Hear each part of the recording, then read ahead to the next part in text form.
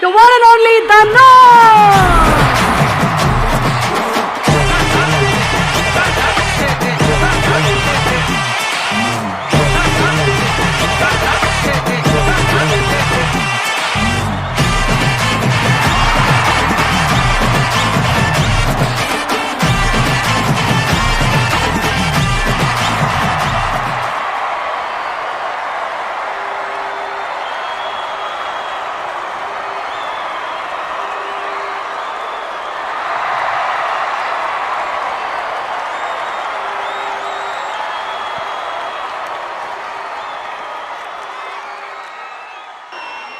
ஓம் நம சிவாய.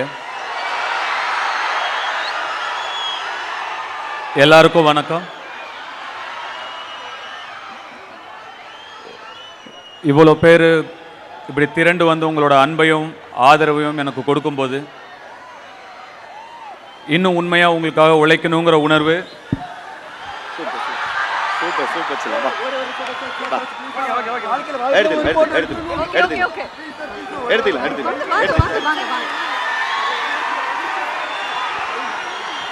போன் எங்கடா?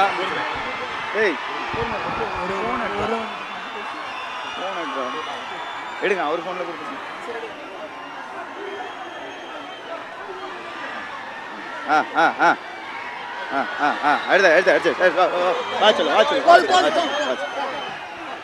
சாரிண்ணா, என்ன சொல்லிட்டு இருந்தேன்னு மறந்துட்டேன். உங்களுடைய அன்புக்கும் ஆதரவுக்கும் உண்மையாக உழைக்கணுங்கிற உணர்வு ஏற்கனவே இருந்தாலும் இப்போது இவ்வளோ பேரை பார்க்கும்போது இன்னும் அது ஆழமாக எனக்கு தோணுது. எவ்வளோ நன்றி சொல்லாலும் பத்தாது. எவ்வளோ நேரமாக இங்கே காத்துட்ருக்கீங்கன்னு தெரியல. ரொம்ப ரொம்ப என்னுடைய ஆள் மனசுலேருந்து உங்களுக்கு நன்றி. நான் கோயம்புத்தூர் இதுக்கு முன்னாடி ஒரு ஈவெண்ட்காக வந்து ஒரு 9-10 வருஷம் இருக்கும்னு நினைக்கிறேன். அதுக்கப்புறம் இப்போ தான் வரேன். துள்ளுவதிலமை, காதல் கொண்டேன்லாம் நடிக்கும் பொழுது நிச்சயமாக இந்த இடத்துல ஒரு நாள் நான் இப்படி நிற்பேன், இவ்வளோ பேர் எனக்காக வந்திருப்பீங்க நான் நினச்சி பார்த்தது கூட கிடையாது.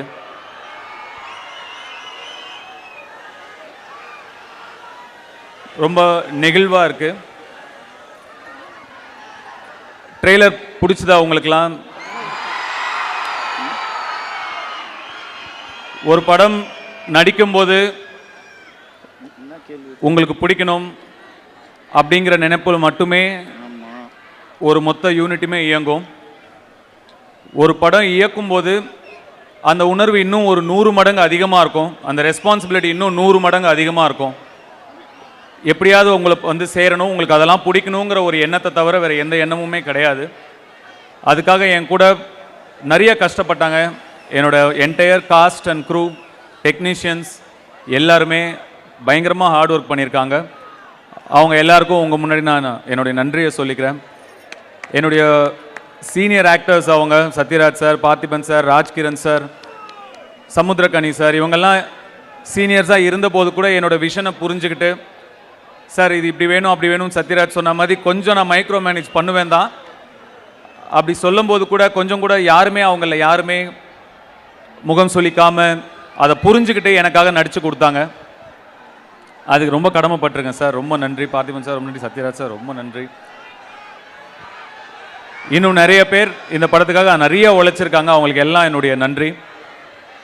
அது என்னன்னு தெரியல, நான் வந்து சமைக்கணும்னு தான் எனக்கு ஆசை, ஷெஃப் ஆகணும் தான் எனக்கு ஆசை. அந்த ஆசை இருந்ததுனாலையோ என்னவோ தொடர்ந்து நமக்கு சமைக்கிற மாதிரியே படங்கள் அமைஞ்சிக்கிட்டே இருக்கு.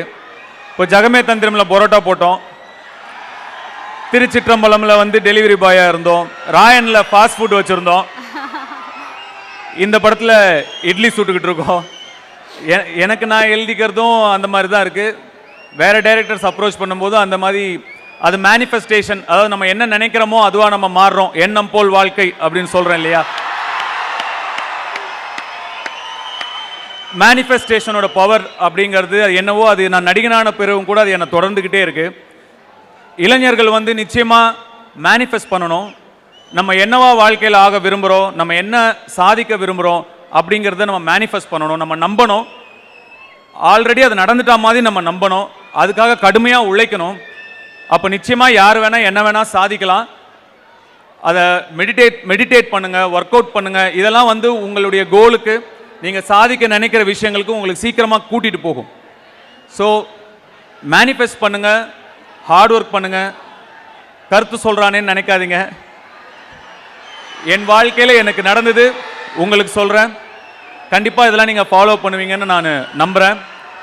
சத்யராஜ் சார் சொன்ன மாதிரி என்னுடைய ரசிகர்கள் யார் வம்புக்கும் போக மாட்டாங்க.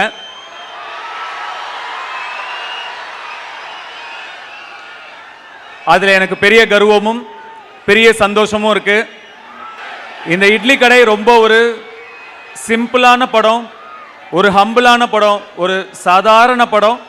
ஆனால் உங்கள் ஃபேமிலியோட, உங்கள் குடும்பத்தோட, உங்கள் குழந்தைங்களோட போய் ரசித்து எமோஷ்னலாக என்ஜாய் பண்ணுற ஒரு படமாக இருக்கும்னு நாங்கள் நம்புகிறோம். உங்களுக்கெல்லாம் இந்த படம் கண்டிப்பாக பிடிக்கும்னு நாங்கள் நம்புகிறோம். அதே மாதிரி படம் ரிலீஸ் ஆனதுக்கப்புறம் 9 மணிக்கு படம்னா 8 மணிக்கே ஒரு சில ரிவ்யூலாம் வரும். அதெல்லாம் நம்பாதீங்க. 9 மணிக்கு படம் ரிலீஸ் ஆனால் 12:30 மணிக்கு தான் படம் எப்படி இருக்குன்னே தெரியும். அதுக்கு முன்னாடியே நிறையா விமர்சனங்கள் வரும். அதெல்லாம் நீங்கள் நம்பாதீங்க. நீங்கள் படம் பார்த்து முடிவு பண்ணுங்கள். இல்லை உங்கள் நண்பர்கள் பார்த்துருப்பாங்க, அவங்க என்ன சொல்கிறாங்கன்னு கேட்டு படம் பார்க்குறதா இல்லையான்னு முடிவு பண்ணுங்கள். சினிமாவுக்கு அது இன்னைக்கு ரொம்ப தேவை. சினிமா ஆரோக்கியமாக இருக்கணும், நிறைய படங்கள் நல்லபடியாக ஓடணும், எல்லார் படமும் ஓடணும், எல்லா தயாரிப்பாளர்களும் நல்லா இருக்கணும். சினிமாவை நம்பி சினிமா மட்டும் இல்லை, இன்னும் நிறைய பேர் இருக்காங்க. நிறைய தொழில் சினிமாவை நம்பி நடக்குது. அதனால எல்லா படங்களும் ஓடுறது ரொம்ப முக்கியம். அது உங்கள் கையில் தான் இருக்குது. அதனால சரியான விமர்சனங்களை பார்த்து நீங்கள் முடிவு பண்ணுங்க படம் எப்படி இருக்குன்னு. அப்படிங்கிறது என்னுடைய ரெக்வஸ்ட். வட சென்னை வருது கண்ணா அடுத்த வருஷம்.